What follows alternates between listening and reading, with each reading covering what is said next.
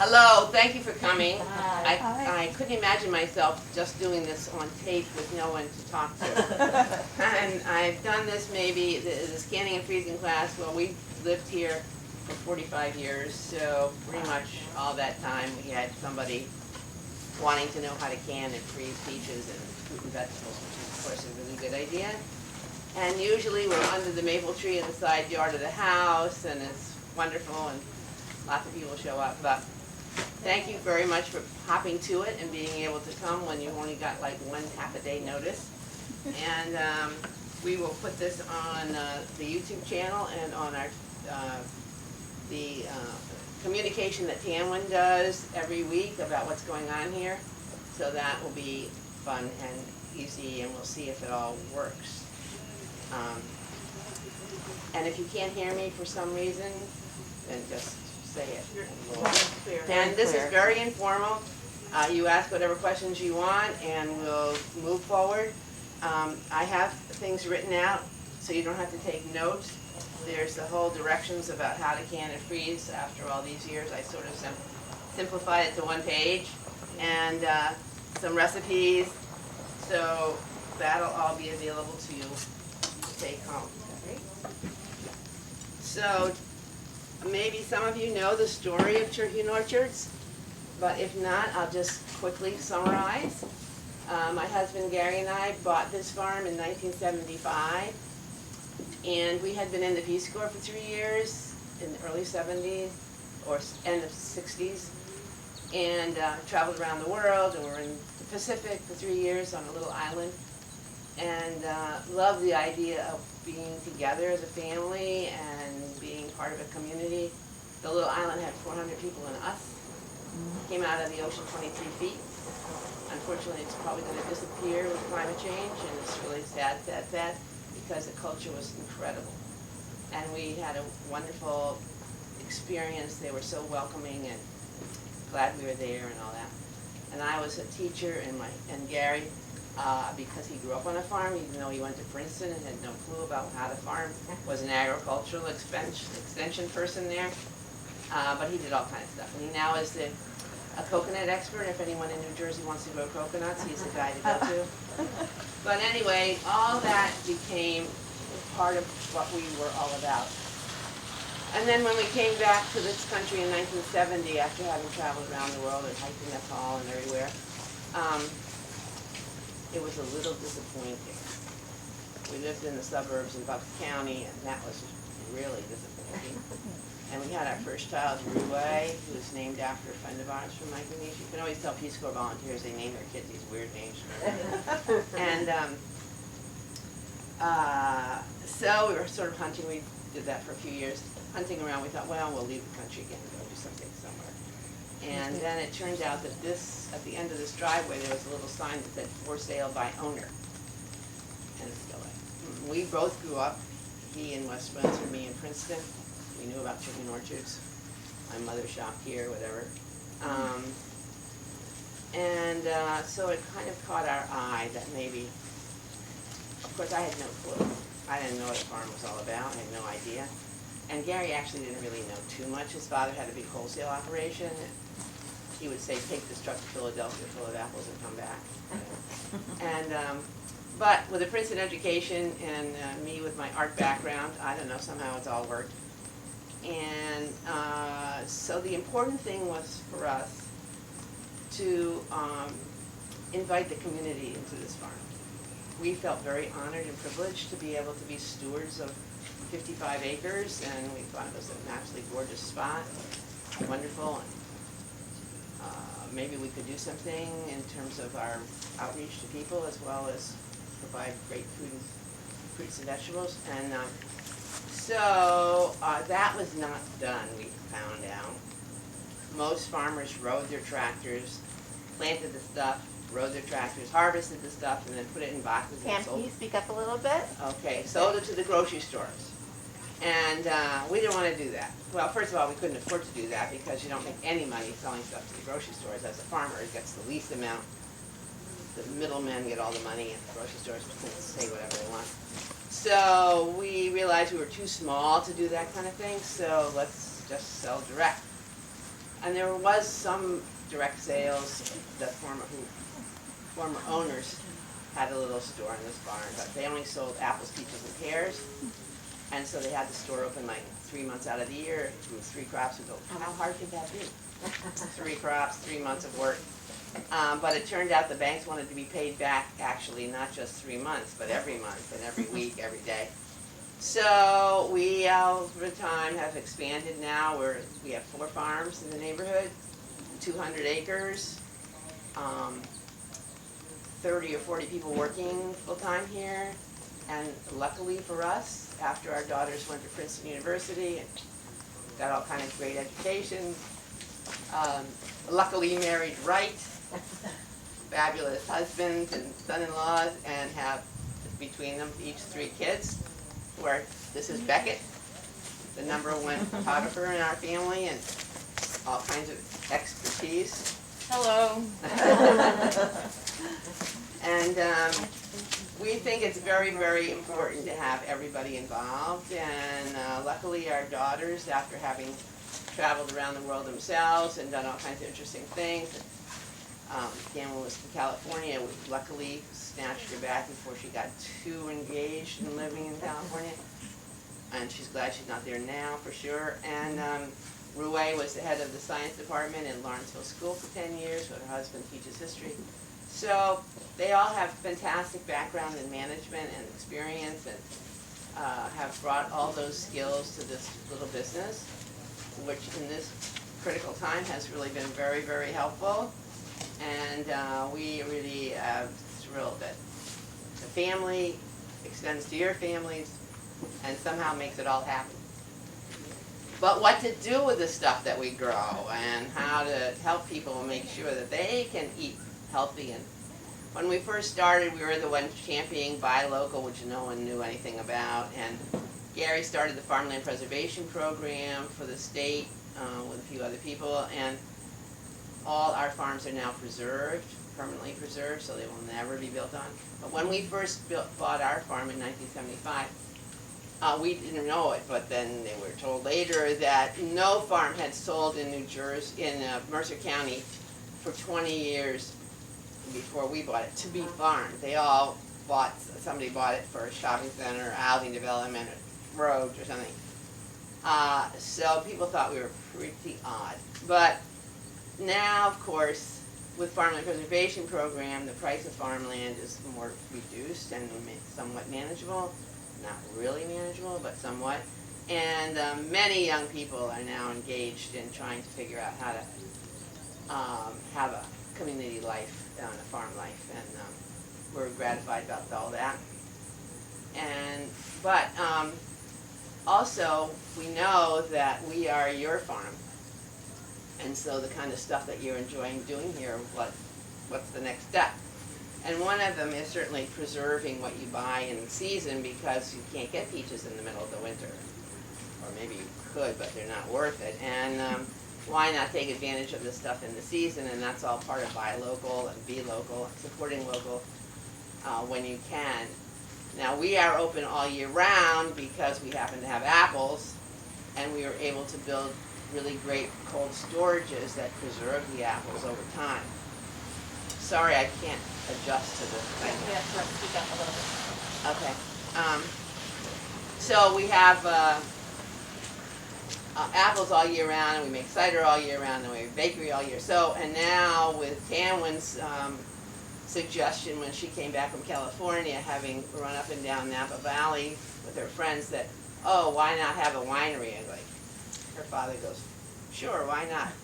Who knew? Whatever that means, I don't know. But so it took about 6 years to grow the grapes, and by that time we sort of had a little bit figured out about, well, you have to actually put the stuff in the bottle, squeeze the grapes and make things out of it.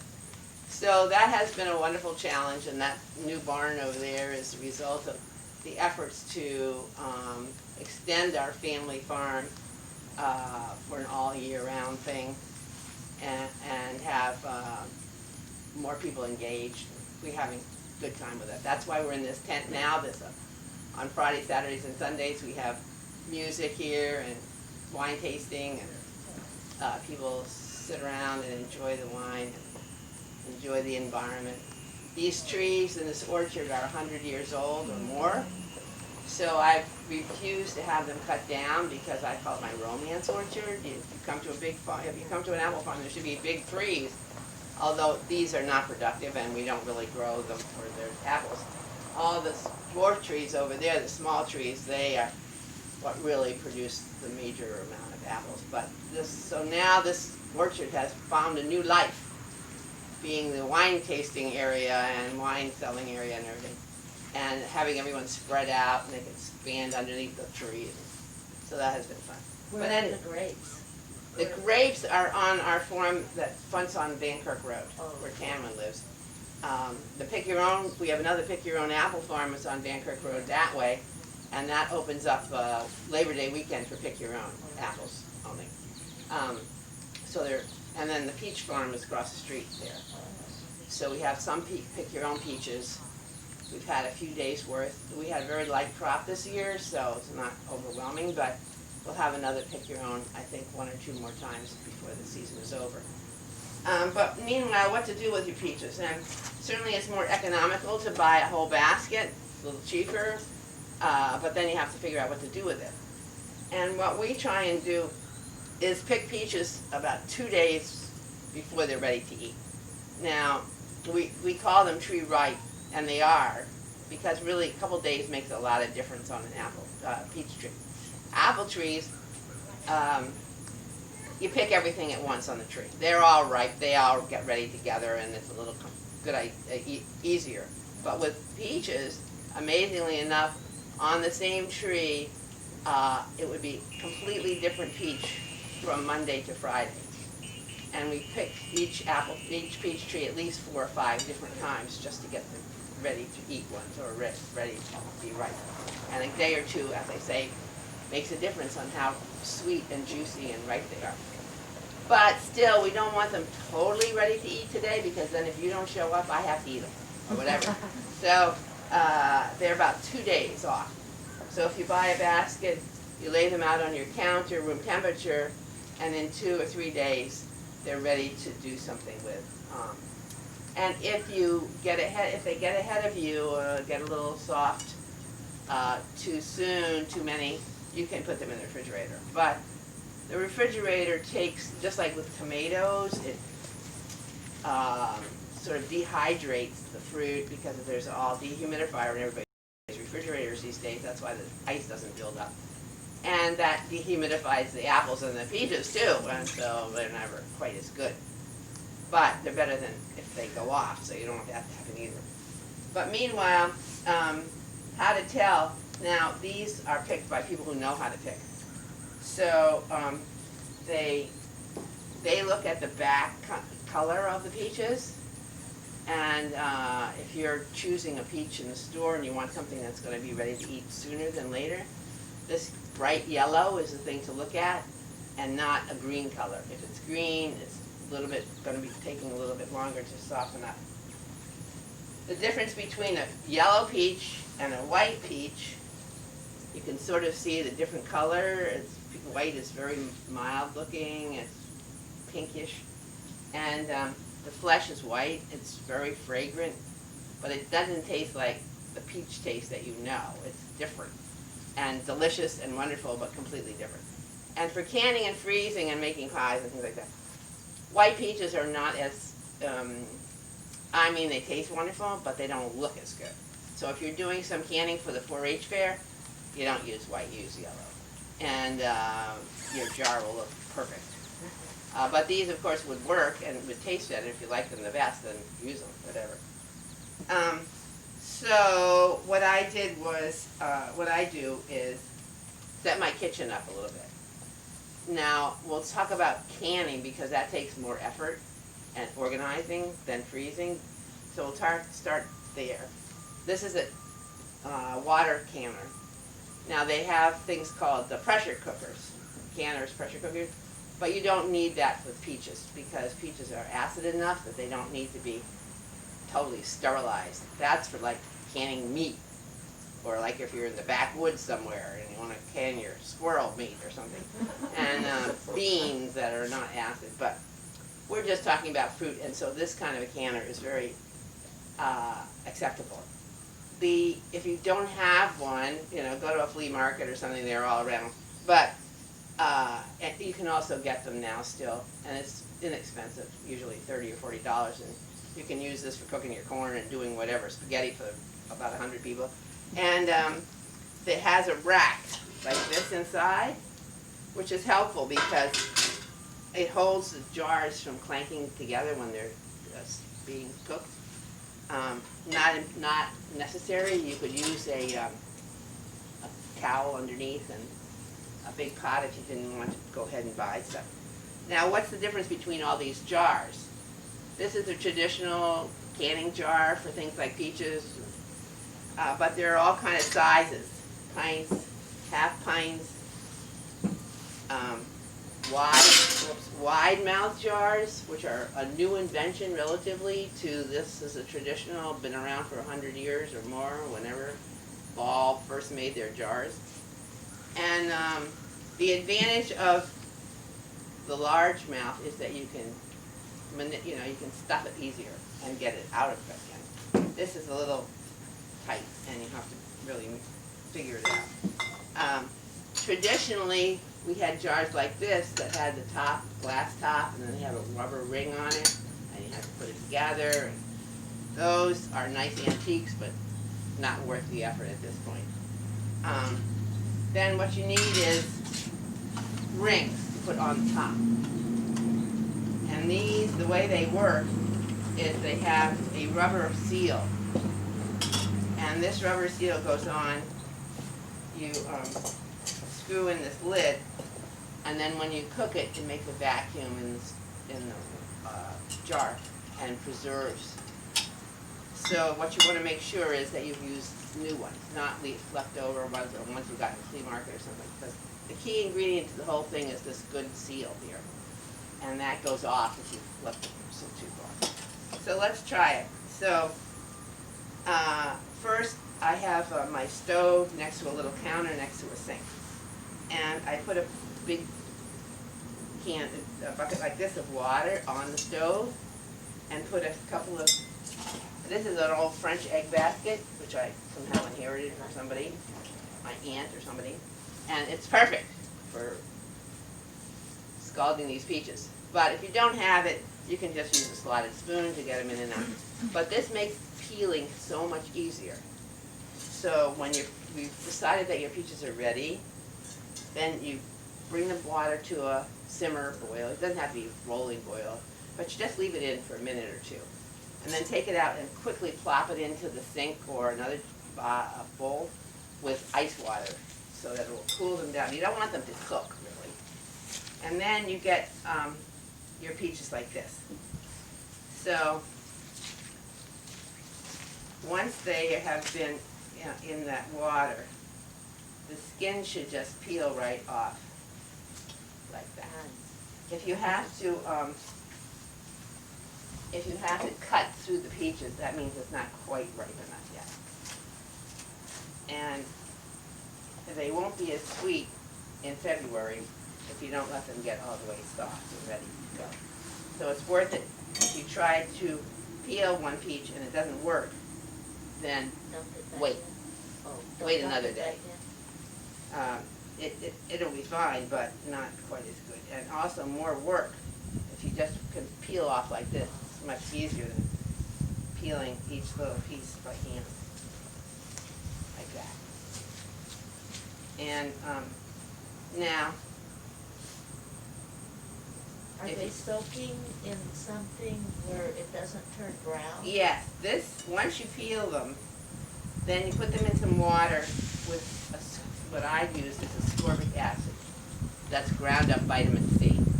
Now you can buy this in a jar, it costs like $10 or more. That's a lifetime supply. So we put them in these little packs in the store for you. It's $1 a pack. And all you need for freezing is 1/4 teaspoon for a quart of stuff. So you don't need much. So you put like a tablespoon in this water. Because for sure you'll get interrupted. The peaches will sit there for a while. And if you didn't have ascorbic acid in the water, they would turn brown. So you want to, sometimes there's a little, the trouble with the peaches this year is it was very cold in the spring, and so many of them have what they call a split pit, which means when you open it up, the pit comes in half, and that also creates an opportunity for some decay, and sometimes there's a little soft spot there. So I'm just cutting them up. See, this came apart because it was a split pit. But with freestone peaches, which is the kind of peaches we have now, the pit should come right out of the peach. In July, the peaches are called semi-freestone. They don't really separate that easily. But these now are freestone. So now, if you're doing this for the 4-H club, you probably need to use halves so that your jar ends up looking like this. Gorgeous. Fried with. But for me, even though I like the way it looks, in the end, when we eat our peaches, we cut them all up anyway. So it's a whole lot easier to pack already cut up slices. When I tried to can some peaches before, it seems like when it's done, the peaches all float up and then they have this space on the bottom. Yeah, you gotta mash them in there. You gotta be ruthless. Okay. And squish them in there. So this goes on, you know, like, and the pit, the little indentation of the peaches goes down. And then, because we cut them up anyway, I just cut them up and fill up the jar. Like this.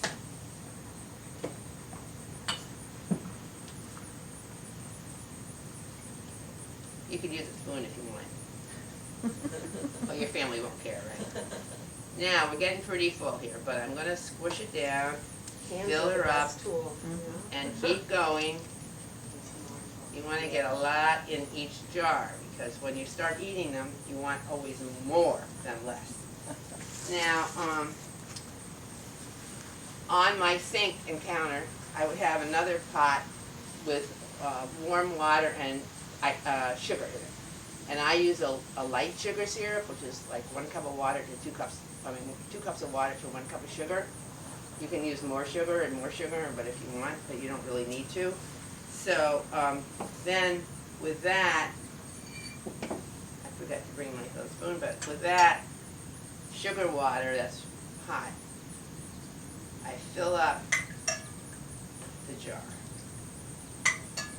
Now, because peaches had that little hole in the, you know, where the pit was, and because I just sort of threw them in there, there are going to be air bubbles throughout the jar. That's why you get the top air thing. You got to get rid of all those air bubbles out of the jar before you put the lid on. And you see how much more I could put in here now? Because they were, they had some air bubbles. So we want to just fill her up about right to this where the groove thing is for the lid, so it gets nice and full. And that's why this, I don't know any other reason to have one of these things except for this process. So now if you've had one sitting around your house for like 100 years and wonder what to do with it, it's to get the air bubbles out of your candy jar. And this works perfectly because the bigger spatula doesn't fit in very well. So, Do you want liquid to cover the top of the peaches? cover the top of the peaches, but not go all the way up. Gotta have a little expansion room. And then, this is a wide mug, so we have to have a bigger ring, which is somewhere around here, and a big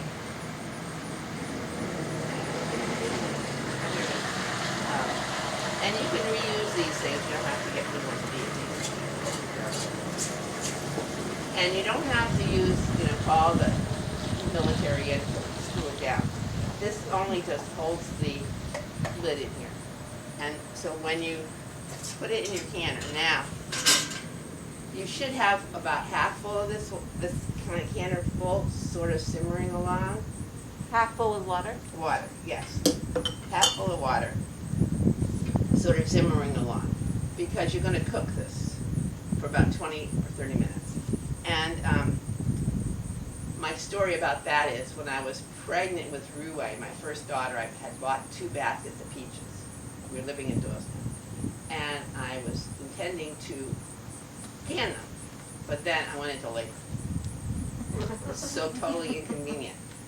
So I decided, well, when I got back out of the hospital, they were going to be rotten peaches, and I was going to do something. So I decided to can them anyway. And so I'm whipping them around, putting the stuff in, and get all my jars, and then I put them in the rack, and I plop them down into the hot water, and 2 of them crack right away, get ruined. Don't do that. So as you go, put the jar in here and let them sort of get used to being in hot water. And then when you get all your jars, usually there's 7 jars in one of these things, get them all filled in here, then you slowly, without too much rush, in between contractions, put it down into the water. And then quarts this size is about 20 minutes simmering, not boiling hard, because the boiling water will boil the peach water too, and it kind of boils up out of the jar. And that's one of the reasons you have a bigger space, is if you lose some of that juice. So that is basically canning. Yes. How high should the water be? Over the top, good question. Over the lid. It won't go into the lid because the lid's good, so. But it does need to have cooking water all around it. So it does need to, probably you'll have to add some more water once you get the jars in there and you see that not quite enough water has to go over the lid. By about like a half an inch or something, it's good enough. So, let's see, any other questions? Is it the same process for canning tomatoes? Yes, we can can tomatoes the same way, except one of the things about tomatoes is that they are really, really juicy. More juicy than peaches. So what happens is you just cut up these tomatoes, even if you use plum tomatoes, and you end up with a lot of juice, which is okay, but it's not like if you wanted to make tomato sauce. So one of the things I usually do is cook it down a little bit first. Again, you put this in the hot water, slide off the skins, the same as peaches, works great.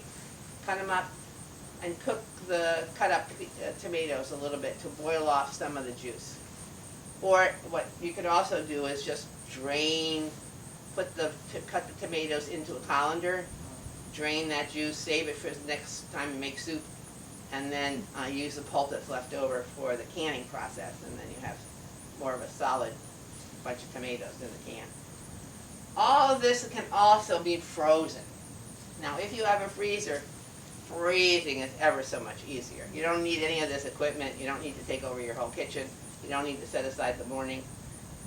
You do need to ripen your peaches and tomatoes and everything the same way, and it's convenient to peel, even if you're peeling peaches for the dinner and having a bowl full of peaches, it makes it easier if you do a little hot water and get the skin off the peaches easier. But what you can do for freezing is any kind of plastic container that you have. You can buy special freezer containers, but basically it's the same thing, as long as the lid fits tightly.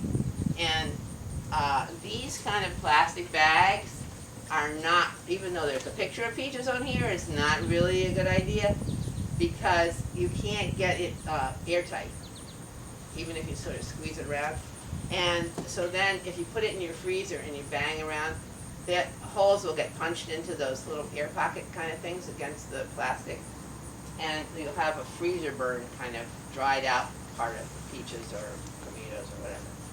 Just as easy, and unless you have a big freezer and you don't move stuff around, hardly any of us do anymore, these are better, easier to stack up. And then when you're ready to eat this, you just put it in some warm water, takes half an hour or more, or you can put it in the freezer. But the key ingredient to freezing is that, again, you go back to the ascorbic acid. Because if you don't use ascorbic acid, see how nice and yellow everything is? Not brown at all? It has ascorbic acid. So you take this, again, a quarter of a teaspoon, with a quarter of a cup, which I have a measure thing here somewhere, out here, quarter of a cup of water, quarter teaspoon, mix it in for about a quart of peaches, and then you could just sprinkle some sugar if you wanted to. You don't need to use sugar, but you know, that helps too. And then what I do is put the lid on really tight and then kind of shake it around a little bit so that ascorbic acid and or sugar kind of mixes in. And then pop it into your freezer. And this you can do while, you know, so you peel peaches for dinner and you've got a little bit left over, just throw them into a plastic container and put them in the freezer. So you don't have to set up a whole operation just to do the freezing part. And this has been since last summer. It's pretty good. Yeah, I think they last a long time. It was buried in my freezer, that's why it's still there.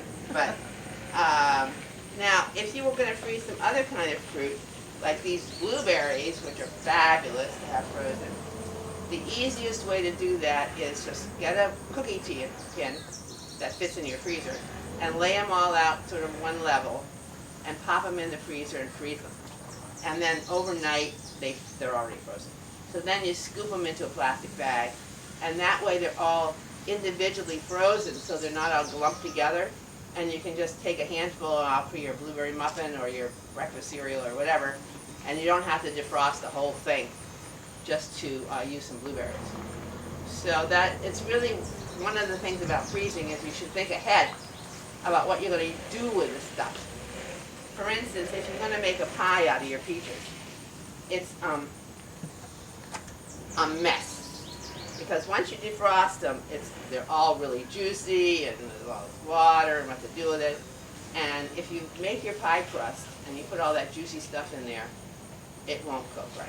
It won't work.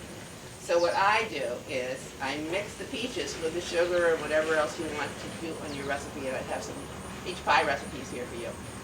And put that stuff in your pie pan like this without the crust and freeze it. Then overnight, it'll be frozen, and you take it out and you put it into a big plastic bag, the same size. So then in February, all you need to do is make the pie crust, or buy one, cook it a little bit, and then flop the frozen peaches thing that's already the right shape, bingo, and then keep it frozen and put it in the oven. And sometimes I add a little tapioca, which we use here instead of like flour to thicken stuff, because it has no taste and it's great thickener without being too goppy and stuff. So that's what I would recommend. A little sugar, a little tapioca, and freeze your peaches that way for your pie. Then the other key freezing is worth doing is corn. Most things you can get year-round, like in frozen beans, nothing too spectacular, but corn is so great in the summertime, and there's no way that frozen corn is anywhere near the same as fresh corn. But you can freeze your own corn, and it is the same. So, it's places like here, Cherokee Orchards, we pick our corn fresh every day. We only sell just now picked corn, and so you can be sure that when you get it home, it's really fresh and wonderful. But, of course, you might get too many one night and you cook it up, and then what to do with it. So you can, when you cook corn, I don't know how you cook corn, but what I would recommend is you just take a big pot like this, just put a tiniest bit of water, like an inch of water. Bring it to a boil so it steams your corn, not boils away all the nutrients and stuff. 2 or 3, this is so tender and sweet, a couple of minutes and it's done. And then, if you happen to have your grandmother's, what kind of pan is this? Angel food pan. This is perfect for cutting the corn off the top. Or if you have kids or grandkids that don't like to eat the top. Just put it right in there, and you just cut it right down, and it falls right into, instead of all over the floor of your kitchen. This is the best invention I ever came up with. That's a great tip. And it does flop out a little bit if you're not careful, but that makes it totally easy. And when you're cutting it when it's already cooked, you should probably blanch it a little bit before you put it in the oven, the freezer. So that's sort of like how we cook it, just steam it for a few minutes. And that's also called blanching if you want another technical term. Then the last thing that my mother always did, and I thought it was a great idea, I did it for years, is called Garden Special. And I have recipes for you here. And it's everything that's from the garden. Tomatoes, peppers, celery, and onions. And you put it all together, a quart of each. You put a little salt in it. And then can it or freeze it. And then all winter long, what you do is open it up, put some pasta, if you've got a soup, put some chicken, you've got a gumbo, whatever you want to do. You have your sets all set with wonderful stuff that happened to be around in the summertime and isn't around very nicely in the wintertime. So Garden Special is kind of a fun thing, especially if you have your own tomatoes and you get a little overwhelmed, like we all are to now with tomatoes, they're like everywhere. This is fun, and you can just throw in the celery and peppers and a little onion if you want, and then you're all set. Again, it cans well or freezes well, either way. Do we have any questions? When you're canning the tomatoes and putting it in, do you put any sort of, like a salt solution or anything on it? I don't put any salt or anything. I'd rather salt it or season it afterwards. And then certainly if you wanted to do something with herbs, they get more intense in the freezer over time. Like if you make pesto out of basil, you have a lot of basil and you want to freeze the pesto, it's better not to put the garlic in and the cheese you don't put in, but just grind up the basil with the olive oil and freeze that in little containers or however you want to use it. Sometimes people put them in those little ice trays.